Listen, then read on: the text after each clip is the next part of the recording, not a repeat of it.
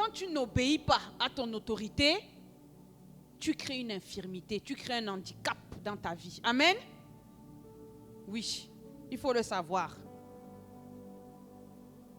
Je vais dire à quelqu'un que tu peux prier pendant 10 heures. Tu te dis, waouh Seigneur, là c'était puissant. Mais si tu n'as pas obéi, si tu n'es pas dans l'obéissance, tes 10 heures là, ça passe au-dessus. Amen. Tu n'auras rien. Ça ne va pas marcher. Avec Dieu, l'obéissance, c'est la base. Amen. C'est la base. Tu n'obéis pas, rien ne se produit. Amen. 1 Jean 13, verset 17, nous dit, 1 Jean 13, verset 17, nous dit, si vous savez ces choses, vous êtes heureux, pourvu que vous les pratiquiez. Il y a une condition. Amen. Si tu fais les choses sans obéir à Dieu, tu vas lutter par tes propres forces. Et ça ne va rien donner. Ta vie sera toujours courbée. Amen. Il faut savoir une chose. C'est que la rébellion est une infirmité terrible. Quand tu n'obéis pas, tu es rebelle. Amen. Tu es rebelle. Et cette rébellion t'empêche de voir la lumière. Amen. Si tu veux voir la lumière, si tu veux enfin avoir la joie dans ta vie, mon frère, ma soeur, obéis. Obéis. Obéis. Amen. Alléluia. Vous savez, des fois on se dit, je reste à la maison, Dieu va me parler, Dieu va faire. Mais quand tu lis la parole de Dieu, qu'est-ce qui se passe? On dit que cette femme venait à l'église. Elle venait à l'église. Elle était courbée. Dans une position, je ne sais pas combien de temps, si elle habitait à côté, si elle habitait loin, comment elle a fait. Mais où elle a reçu sa délivrance? Chez elle? Ou à l'église?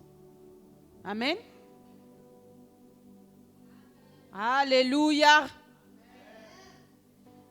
C'est à l'église. Alléluia. Elle était courbée. Sa position était toujours de regarder au sol. Si tu veux voir des changements dans ta vie, amen, change ta position. Change ta position. Amen. Est-ce qu'il y a quelqu'un qui est réveillé là? Commencez à claquer des doigts. On claque, on claque, on claque. Yes, amen. Alléluia. Restez concentrés. Alléluia. Je veux dire à quelqu'un qu'il est temps que tu changes ta position. Amen. Il est temps que ta position change. Il est temps que tu vois du changement dans ta vie. Amen. Si tu fais toujours les mêmes choses, tu auras toujours les mêmes résultats. Amen. Oui, ne pense pas que oui, je vais continuer 1 an, 2 ans, 3 ans, 4 ans. Ça sera toujours la même chose. Amen. Fais quelque chose de différent. Fais quelque chose de différent. Commence à marcher par l'obéissance. Si ce n'était pas ton cas, commence à marcher par l'obéissance. Amen. Alléluia. Change ta position. Sinon, tu n'auras pas de résultat. Amen. Vous savez, le but de l'ennemi pour chaque enfant de Dieu, en tout cas ce qui nous concerne, c'est de toujours te maintenir dans cette position courbée, que tu ne vois jamais la lumière. Amen. Oui. Le but de l'ennemi, du diable, c'est toujours te caresser dans le sens du poil pour ne pas que tu fasses d'efforts et pour ne pas qu'il y ait de changement et de résultats dans ta vie. Amen. Est-ce que je parle à quelqu'un? Nous sommes à la 3e veille de l'année. 3e heure. Quand Jésus a été crucifié, qu'est-ce qui s'est passé? On dirait que les ténèbres recouvraient la terre. Il y avait des démons qui se manifestaient, mais il y avait aussi Dieu qui était présent. Amen. Si tu ne changes pas ta manière de faire, tout dépend. Si tu veux du changement dans ta vie, ça dépend de toi. Amen. Si tu changes ta manière de faire, Dieu va se manifester, la lumière va se manifester. Mais si tu ne changes pas, tu vas demeurer courbé. Les démons vont rester assis sur ta vie. Amen. Oui. Alléluia. Reste attentif. Reste attentive. Amen. Oui, sois obéissant et force-toi. Et force-toi d'appliquer la parole. Et force-toi d'obéir à la parole. Et force-toi de venir à l'église où Dieu a préparé, alléluia, la parole qui va te délivrer. Amen. Oui. Vous savez, la parole de Dieu n'est pas là pour nous embêter. Hein. Moi, je me souviens, quand j'étais dans une autre confession, bien sûr, à chaque fois quand je lisais la Bible, surtout l'Ancien Testament, oh mon Dieu, je me dis, il faut ça, il faut ça, il faut ça. Et oh, franchement, j'avais aucun plaisir de suivre le Seigneur. Pour moi, c'était que des contraintes. Corvée, contrainte, il faut, il ne faut pas, il faut, il ne faut pas. Mais en fait, la parole de Dieu est là pour nous empêcher de faire tout ce qu'on veut. Parce que ce que tu veux n'est pas forcément bon. Amen. Aujourd'hui, si on est là et qu'on vit des blocages, c'est parce qu'on a fait aussi nos choix. Hein? Nos choix qu'on croyait qui étaient bons. Mais ce n'était pas forcément bon. Amen. La parole de Dieu est là pour t'empêcher de prendre les mauvaises décisions. Tu sais, si on laisse un enfant, un bébé, exprimer toute sa volonté, qu'est-ce qu'il va faire? Il va se détruire. Mais il va faire des choses, il va se mettre en danger. On est d'accord? Il va se mettre en danger. Il y a des accidents comme ça. Amen. Où les parents ne surveillent pas, ils ne donnent pas l'éducation. Et puis, l'enfant, même déjà quand tu surveilles, il y a déjà un problème. Imaginez-vous alors qu'on lâche alors, fais ce que tu veux. C'est fini. Tu peux retrouver l'enfant à l'hôpital, les urgences. Amen. Oui. Faisons attention. Écoutons les autorités que Dieu a mises sur nos vies. Amen. Oui. Quand Dieu a mis une loi, il a dit à Adam et Ève, vous pouvez tout faire. Sauf, mais, cette loi-là, ce n'était pas pour les empêcher de profiter, de jouir. Non. En fait, la loi de Dieu est une loi d'amour. Il les a montré qu'en fait, si je te laisse faire ce que tu veux, voilà ce qui se passe. Tu vas te détruire. Tu vas te détruire. Aujourd'hui, nous voyons la société. On libère des choses qu'on n'acceptait pas avant. Et il y a beaucoup d'enfants qui captent maintenant les choses de ce monde, qui se basent, qui grandissent dessus. Et ça devient du désordre. Ça devient catastrophique. Faisons attention. Faisons attention. La loi de Dieu est une loi de protection. Amen. Oui, la parole de Dieu est là pour te préserver. Amen. Amen, mon frère Yannick. Yes. Alléluia. Une voiture sans frein, qu'est-ce qu'elle fait? Amen. Droit au mur. Exact. Une personne sans frein qui va aux toilettes, qu'est-ce qui se passe? Une personne sans frein qui va aux toilettes. Qu'est-ce qui se passe? Sans frein devant, sans frein derrière. Qu'est-ce qui se passe? Tout sort. Amen. Amen, amen. Restons. Amen. Alléluia. Il va se salir. La personne va déborder de tous les côtés. Amen. Il va salir sa vie. Il va salir. Imaginez, il sort.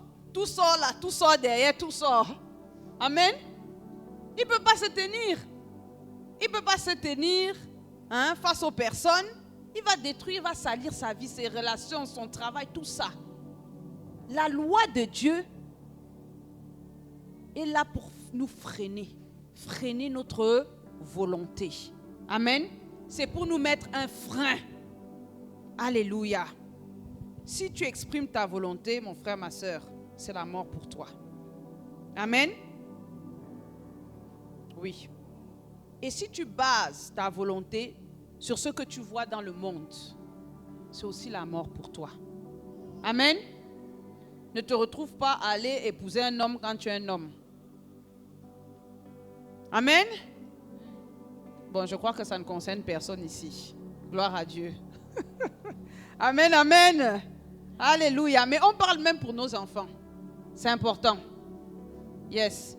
Donc, Dieu est tellement bon qu'il t'a donné le libre arbitre de faire tes choix. Mais tes choix doivent être des choix équilibrés. Des choix selon ce que la parole de Dieu te dit. Amen. Alléluia. C'est important. Alléluia. Il faut vraiment obéir au Seigneur. Ne sois pas une personne qui n'a pas le Seigneur dans sa vie.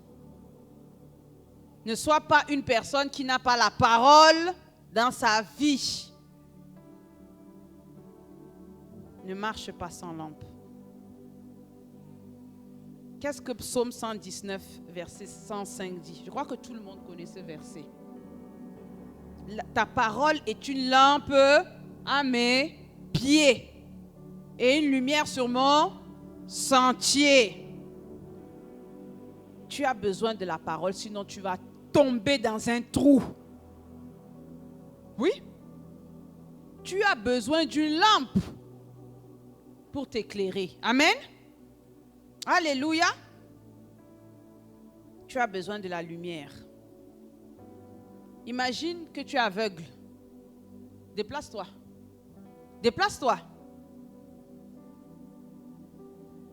Tu es vulnérable. Vulnérable aux sorciers. Vulnérable. Alléluia. Psaume 119, verset 105. Amen. Vulnérable aux sorciers. Vulnérable aux voitures. Vulnérable, c'est-à-dire tu te déplaces comme un aveugle. Les arbres, tout. Tu es vulnérable. Amen. Parce que tu n'as pas la parole de Dieu en toi. Que ce ne soit pas ton partage. Amen. Tu ne peux pas aller loin si tu es aveugle. Tu ne peux pas aller loin si tu es aveugle. Amen. Alléluia. La parole de Dieu est ton allié. La parole de Dieu est ton allié. Si tu faisais sans, commence à faire avec. Amen. Alléluia. Ce n'est pas une option dans notre vie en tant que fils et fille de Dieu. Amen. Alléluia. La parole de Dieu va te préserver de beaucoup de choses. Amen. Alléluia. Nous allons prendre le Proverbe chapitre 6, verset 23. Alléluia. Nous allons bientôt terminer. Amen. Proverbe 6, verset 23.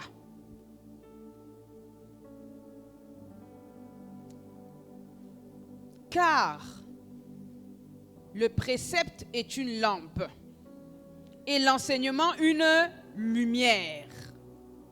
Et les avertissements de la correction sont le chemin de la vie. Quand la servante de Dieu, Yana, te dit, prends en compte ce que je te dis. Fais comme je te dis. Elle-même, elle est déjà passée par là. son expérience, nous devons bénéficier de cela. Amen. Alléluia. Imaginons des enfants. On a nos enfants. Tu prends un de tes enfants, tu le donnes à tes parents. Cet enfant-là sera différent des autres. Pourquoi? Parce qu'il va bénéficier de la sagesse, de l'expérience de tes parents. Il sera différent par rapport aux autres. Parce que là où ils ont fait des erreurs, ils sont plus avancés. Les autres que toi tu as gardés avec toi vont faire des erreurs que lui ne fera pas. Amen. Alléluia. La parole de Dieu est une lampe. Elle nous enseigne. Elle produit la lumière dans nos vies. Elle nous avertit. Elle nous corrige. La servante de Dieu, Yana, nous dit toujours, je me souviens quand je suis arrivée dans cette église, elle disait toujours 2 Timothée 3, verset 16. 2 Timothée 3, verset 16. Ça, c'est pour nous. Ce n'est pas pour nous faire du mal. Quand on nous enseigne, quand on nous corrige, quand la parole de Dieu nous corrige, c'est pour notre bien. Amen. Waouh. Amen. Alléluia. Gloire à Dieu. Refuse de t'exposer au danger maintenant.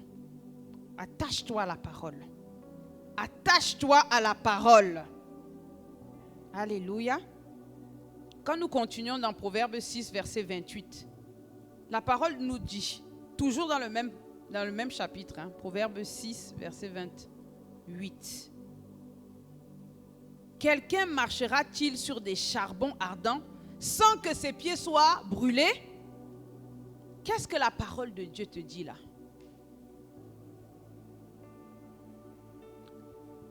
La parole de Dieu va t'éviter de marcher sur du feu. Amen. La parole de Dieu va t'éviter de te détruire. Amen. Oui. Alléluia. Si tu n'as pas la parole de Dieu, si tu n'as pas la lumière, tu vas marcher sur du feu qui va te détruire. Amen. Souvent on dit, viens à l'église, viens à l'église, viens à l'église. C'est pas pour ton mal, hein? Amen. C'est pas pour ton mal. Alléluia. C'est pour que tu reçoives cette parole-là qui va te diriger, qui va te conduire, qui va t'éviter de tomber dans les pièges de l'ennemi. Amen.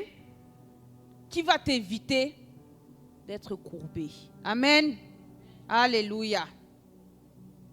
Que la parole de Dieu te délivre. Je dis que la parole de Dieu te délivre. Alléluia. Gloire à Dieu. Oui. Un vrai chrétien, c'est un chrétien qui va loin. Un vrai chrétien est un chrétien qui écoute la parole, qui la garde et qui l'applique. Amen. Alléluia. Que ce soit ton partage. Que ce soit ton partage. Que ton Amen signifie au Seigneur que tu t'engages. Amen. Alléluia. Si tu n'as pas la parole de Dieu dans ta vie, la lumière dans ta vie, tu vas perdre beaucoup d'opportunités. Tu auras beaucoup de retard. Toi-même, tu vas détruire tes opportunités. Amen. Oui, la parole de Dieu donne la sagesse. Alléluia. Ne soyons pas des personnes rebelles. La rébellion est un handicap qui courbe nos vies. Amen. Alléluia. Je vois que j'ai déjà interpellé mon frère. Alléluia. Alléluia. La parole de Dieu, alléluia, nous apprend à être disciplinés. Simplement. De ne pas faire tout ce qu'on veut. Tout ce qu'on veut n'est pas forcément bon. Moi, j'ai fait beaucoup de choses que je voulais. Amen. Vous savez, on a nos parents, les éducations. Tu es jeune, ne fais pas ça, ne sors pas, ceci, cela. Mais toi, tu ne comprends pas le pourquoi. Tu te dis, elle va encore me déranger. Elle ne veut pas que je m'amuse. Elle est déjà âgée, elle ne comprend rien.